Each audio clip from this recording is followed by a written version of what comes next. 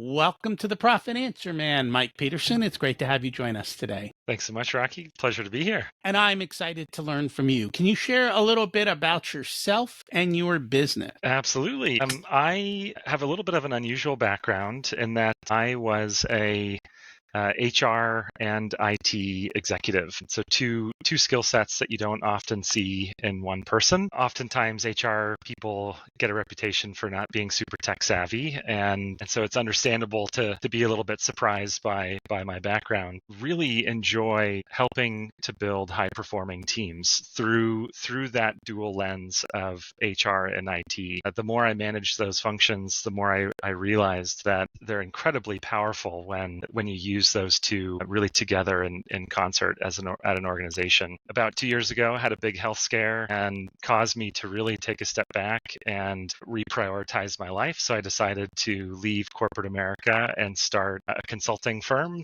doing what I love to do, which is helping to build high performing teams. And again, through that lens of both traditional HR leadership as well as process and technology. So we do everything from performance management, leadership development to technology implementation, process review, and kind of looking at both of those as a big picture for an organization as they get ready to grow and scale. How do you get IT people to behave? It's such an interesting question. Now, I think that IT people are very similar to kind of engineers or artists. They're very passionate about what they do. They're often very specialized in their trade. But I don't think that leadership of an IT organization is too terribly different than an IT organization, right?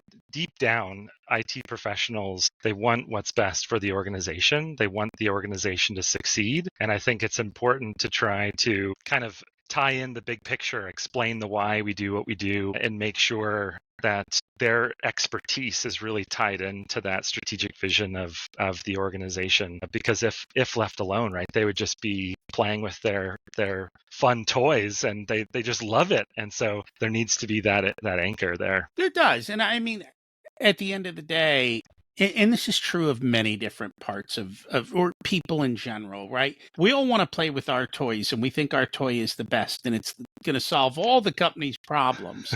And so the ability to kind of corral that all in an appropriate way, I think is important to making everything work together. And so a big part of what we're going to talk about is building high performance teams, and it's bringing the people and the technology together. And I think that is somewhat, I guess it really depends on the people of how much of a struggle that is. What have you seen? I mean, are most people fairly comfortable with technology these days? And are there issues? Give you some examples, right? We're on a digital virtual platform. I notice in some companies, people get on Zoom, it's all camera off. Like, you don't know, like you don't get to see the people, right? Yeah. That's the culture. People think ChatGPT might replace their job, or they look at technology as a threat. So what do you see and how do you bring them all together? Yeah, this is a huge question that I'd love to unpack. And I've been spending a lot of time on this exact topic, both with clients and with this new book. So I just wrote a new book that published in early April, and it's called Leading in the Age of Digital Disruption. And it's talking about how to build high performing teams in this hybrid environment that so many of us are in. And the concepts are very simple. It's built on the pillars of trust, transparent communication, and accountability, all wrapped in an air of what I call servant leadership, but servant leadership in a very different way than when it was coined back in the 1970s. And that really is meaning now that as a leader, your job is to make sure that people have the tools that they need to be successful and effective. And so there's not a lot earth-shattering, right? I think Abraham Lincoln could have said that to be a great leader, you need these same things hundreds of years ago, but we need to leverage the technology and the tools we have. And so what I say is, rather than leading with technology, we need to lead through technology. And I can go into more detail about that after I answer your specific question, which is what do I see? And I see such a wide gamut of difference out there. So I see on one hand, I just met with a prospective client who told me this fantastic business model. He has this amazing technology that he's built himself with spreadsheets and macros that integrate with different databases and spit out PDF reports. And it's really impressive that he did this on his own. And on the other hand, I sometimes go into companies and I ask them, why do you do this the way you do? And it might be a paper form that they route around the office. And the answer that I get is, well, this is the way we've always done it. This is the way I was taught 7 years ago, and we haven't found the need to change. And so you have everything in between there. And so I get shocked on both spectrums of some organizations that really leverage AI, that leverage technology. Their business model is built on technology, and other companies that seem to be successful despite this kind of technological ignorance, but those people could be so much more successful if they really leverage the tools that they have available to them. Do you notice a skew to one side or the other, or is it half and half? Or I would say that it's probably pretty close to half and half. Yeah, I would say, and the people who are really kind of bleeding edge, I would say that's probably closer to a quarter. People who have AI integrated into their operations, maybe even 10%. I'm not just saying that they, might check in with ChatGPT once a week, but really have AI capabilities as a part of their business is probably only about 10%. from a tech standpoint, I feel like we're in the late 90s when it came to the internet. Like everyone was back then was like, the internet's going to change everything and brick and mortar is going to disappear. Brick and mortar didn't disappear, but yes, the environment has dramatically shifted. Those who caught that wave early made a ton of money. Now it's harder than harder to make money on the internet. I feel that AI is going to do the same thing to business, but it's going to do it to every business, and it's going to do it at a much grander, faster, quicker scale, just because of how fast it moves. I mean, I remember, in 2000, half the websites had a little under construction banner on them, like Yeah. we're still building this, right? And today I've seen demonstrations of AI salespeople that are great because it's taking the emotion out of it. Like, should I call them? Should I not call them? AI just goes boom and calls everybody and knocks it out. It doesn't wait. And so this is where tech is driving it. And I think that the companies that say, well, I fill out this piece of paper because this is the way I did it 7 years ago, they're going to get disrupted somewhere along Yeah. the way. And Yeah. so it's got to change. Yeah. I completely agree with you. And the rate of kind of technological evolution we've been experiencing is definitely exponential. Every year it continues to improve faster and faster. And I agree with everything that you said. And this is the name of my book, right? Leading in the Age of Digital Disruption. AI is the disruptor, and it's spreading. If you think about 4 years ago, what ChatGPT could do to today, right? You could tell if you saw an AI generated image, you could tell pretty easily that that's AI. It is very hard now to be able to tell what an AI generated image is compared to a non-AI generated image. And it's getting harder and harder to discern if my email is coming from an AI or a person. Am I chatting with a chatbot right now or a person? And it is spreading to every industry that we know. These large language models have wide applicability across the board. Which creates the problem of we're going to have to figure out what to do with people because if they don't have jobs, they can't buy your stuff. But it will happen. Yeah. You made a comment early on that I really like to dig in. You said lead through technology. What did you mean by that? Yeah, great question. And it's something that I'm very passionate about. And going back to that first question of how do you manage IT teams and IT people, this is kind of a core concept that I developed when leading an IT organization. When I first came into that organization, my IT team was very, very talented, and they could whip things up so quickly. And they would say, okay, this team needs a new communication platform. Okay, we're going to implement it next week. It's done. And they would drop ship it and say, okay, here you go. And then next week they'd say, oh, well, the finance team needs this new accounting software. Okay, boom, here you go, drop it off. But a year later, we check in with them and say, well, how's your communication tool going? They'll be like, we haven't really been using that for like 7 months, right? And so it's not about implementing technology that we may or may not use, some shiny object that might save us a little bit of time, but thinking about how are we going to add value to the business and how are we going to integrate this into our process. And so we can layer that on to managing a hybrid team and go back to this communication system example. So we need to think about how we're going to communicate to our workforce as a business leader and make sure we implement a piece of technology that's going to allow us to talk to a distributed workforce and do that consistently across the entire organization. So the CEO is going to use it. We're going to use it at all hands meetings. We're going to broadcast, company benefits through this. It's going to be a part of how we do business. And so if you don't pay attention to this platform, you're not going to be able to be successful in this organization, rather than saying, okay, well, finance team can have their system and HR team can have their system, IT system, whatever works for you. Then you have all of these different kind of sub ecosystems that are competing with each other. So it's really important to integrate this technology into how you lead and make sure the entire organization is using it consistently for that to be successful. So one of the issues I've found with smaller clients, which most of our listeners are small businesses, is they tend to take technology and try to fit into the technology.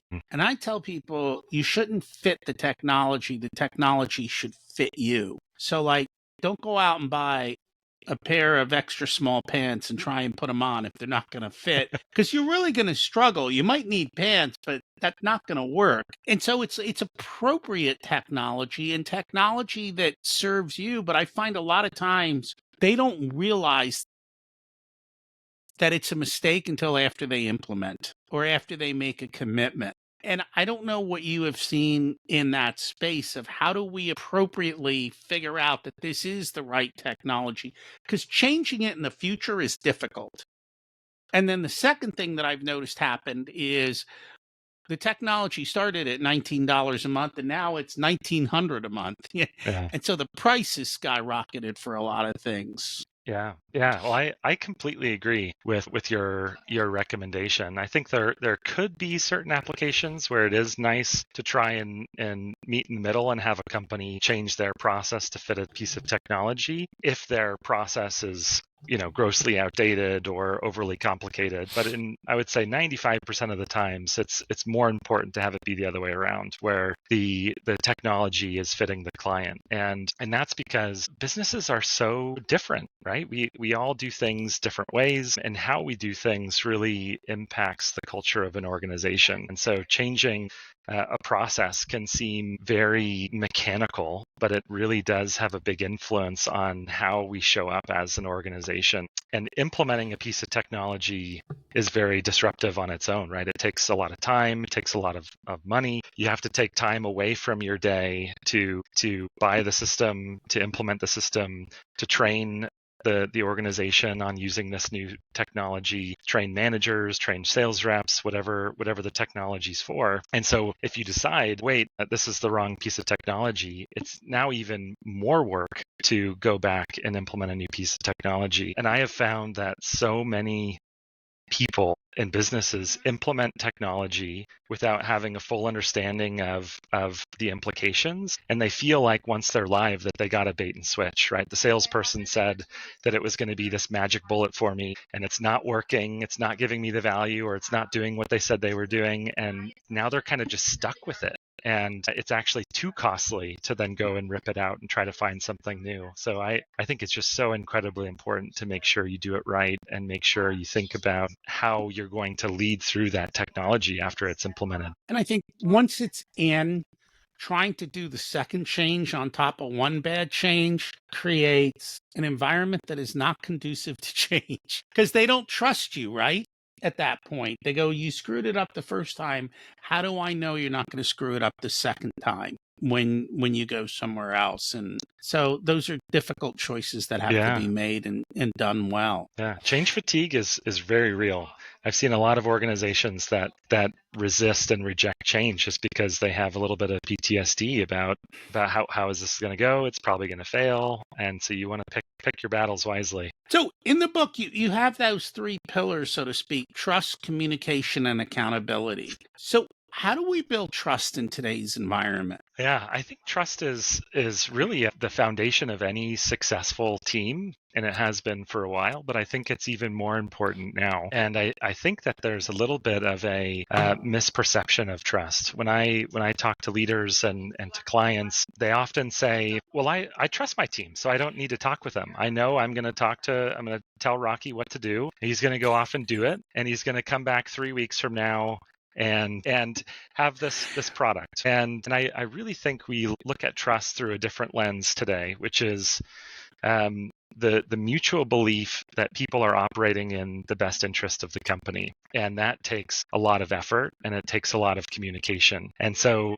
if I have confidence and trust in your work, and I just talk to you once and don't talk to you again for 3 weeks, there's a lot that can go wrong in between those two times. And so it's really important to kind of build those relationships up front, set communication standards of how you're going to operate together, and really be intentional about how to do that in the modern age, right? You can't just kind of peek over the cubicle and say, like, hey, Rocky, what are you working on today? You need to think about, okay, if someone is a couple states away, we need to have both scheduled check-ins, but I need to be available for impromptu meetings. I need to have casual get-togethers with people to talk about what's important.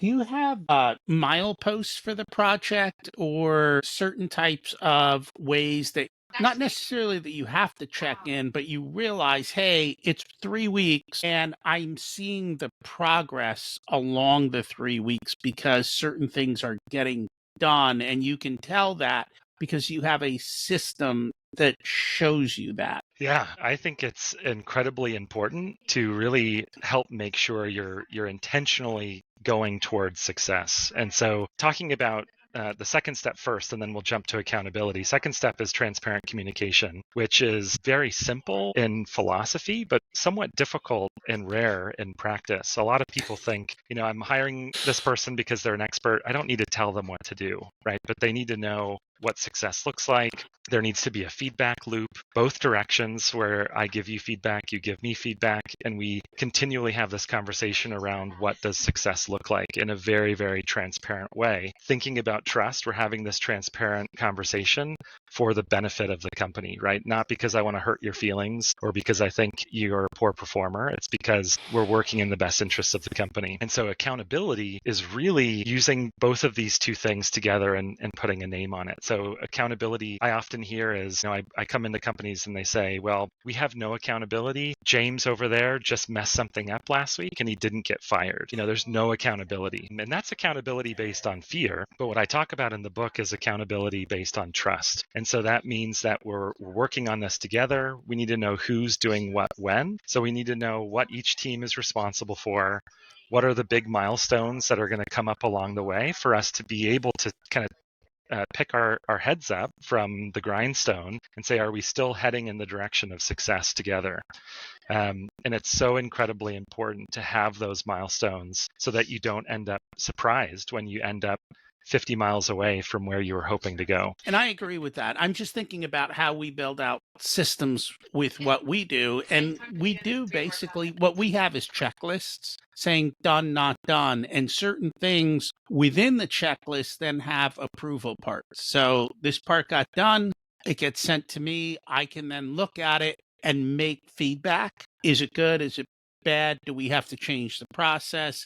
Then it gets approved to the next step. We use spreadsheets to track progress. Now, some people use Asana or one of these workflow systems. You got to use what works for you in doing that. But I think that's a big thing, is having some sort of a checkpoint system. And within the checkpoint system is actually people looking at the progress to make sure the project is going the way that you want it to be. And it's funny because with my clients, I know, especially in the beginning, if we don't meet every 2 weeks, I give them something to do and it's due in 4 weeks, it ain't getting done.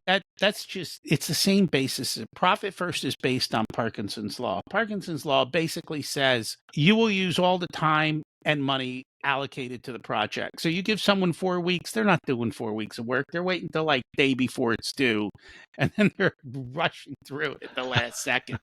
So you got to make sure that you have checkpoints to hold people to the timelines throughout it. And then that Yeah. kind of like I see now as we're talking through this, how the trust and the communication, the accountability all come into the same system. And you've got Yeah. to have a system that does all of that within it. Otherwise, it doesn't get done. Yeah. Yeah. And when I was writing the book and kind of building the model, initially I had it as a pyramid, with a foundation of trust and then the other two layers. But the more I started to try to kind of challenge the formula of what's needed first, this is the three ingredients that are required together at the same time. And they all feed off of each other, and you can't have one without the other. There are certain levels of kind of implementation, right? Where you can have very simple organizations where that could be okay, or you might have other organizations that like to have very complicated timelines built out in Asana with very clear milestones. But checkpoints can do very much the same thing. There are two kinds of complicated. There are complicated in that there are a lot of steps to do this project, and then there's complicated in we have too many steps to do this project. So when you say some of them are complicated, is it the first, or that it's a large project with a lot of steps, where they've complicated the process of doing the project? Yeah, great clarification. And what I was meaning in my head that I realized probably came out the other way was it's a very complicated business model, right? Like I was helping a client acquire another company based in China. They were a 50-person company. They were acquiring a 100-person company, and we needed to talk about how to integrate these teams, both from a people, process, and technology perspective, right? There were well over 300 individual kind of mini projects within that overall project that needed to be done. So it's very, very complicated, where on the other hand, you could have a much simpler process that needs a little bit less oversight, that has maybe less rigid timelines.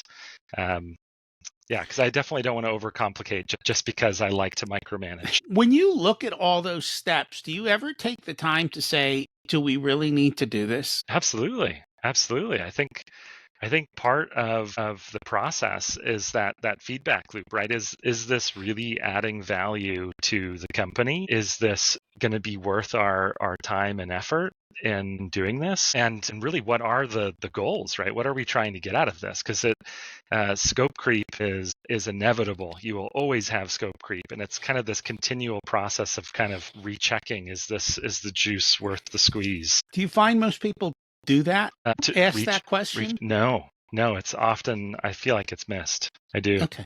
That's what I thought. That's why I kind of brought it up. I'm like, people just do stuff for the sake of doing stuff. And just today we were having the conversation. We're all so busy. I'm like, yeah, busy doing what?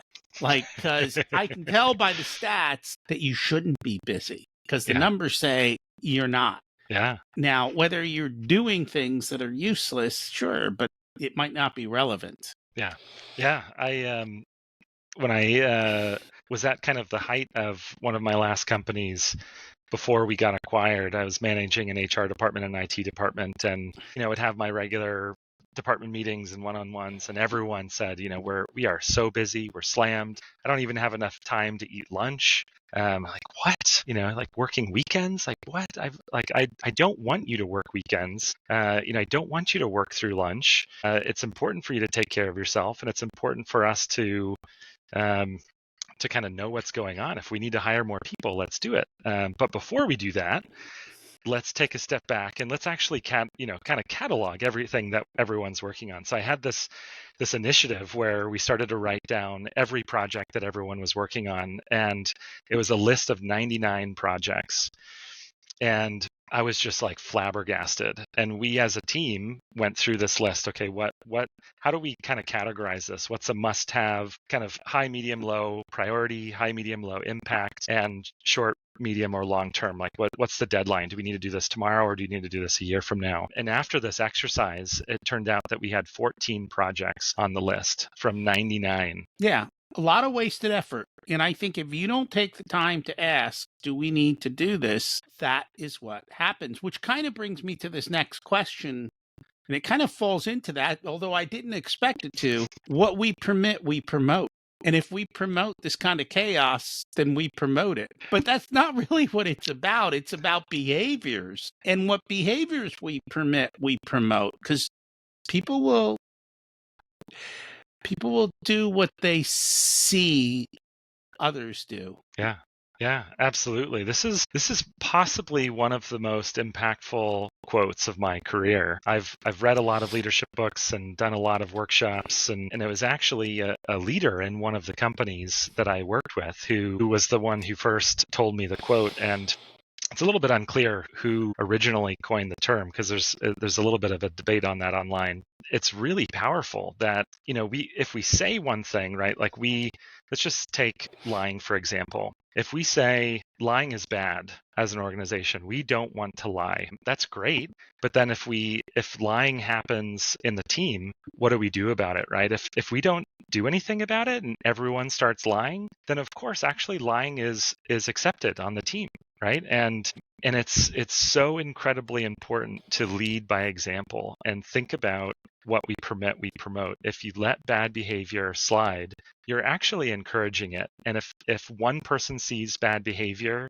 happen, that person is now incentivized to misbehave to get what they want, right? They know that they can get away with this, use it to their advantage to get whatever it is, if it's a promotion or a flexible schedule or an extension of a deadline, less work, a raise, whatever that might be. And so it's such a powerful phrase that it's not necessarily a focus point of the book, but I had to work it in there. At the beginning, you talked about servant leadership, but I think you have a different definition of that. So I'd love to hear what your thoughts of servant leadership really are. Yeah, servant leadership was originally coined by Robert Greenleaf in the 70s, and he has a lot of good concepts that are still very relevant, and I talk about them in the book. And it's really about making sure your team is going to be successful. So I'm not a leader to make myself successful. I'm a leader to make my team successful, and when my team is successful, therefore I will be successful, right? We'll hit our goals. So it's about making sure your team has the support they need,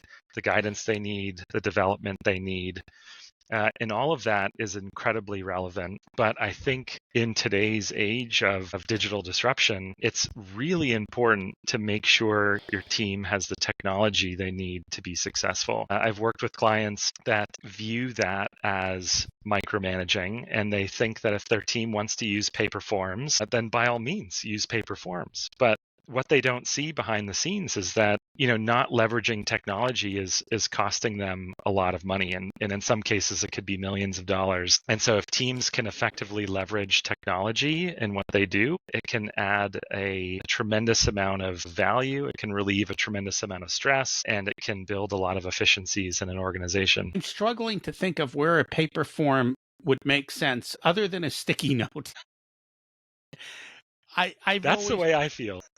I'm just a digital kind of person with digital notes, digital everything. And to me, there are certain times where paper makes sense, but it seems to be rare these days. Yeah. And I've had, interestingly enough, I've had some people do this kind of hybrid, paper technology hybrid. And I ask about their process, and they say, oh yeah, we use e-forms. So they start with a form, they load it into DocuSign, they send it for signature in DocuSign, but then they print it out, and then it goes to someone else as an FYI. And there's this kind of hybrid where it's e-form but not an e-form. And so I've been surprised at how common still it is for people to kind of cling to the paper process that they grew up with. We'll have to disrupt that.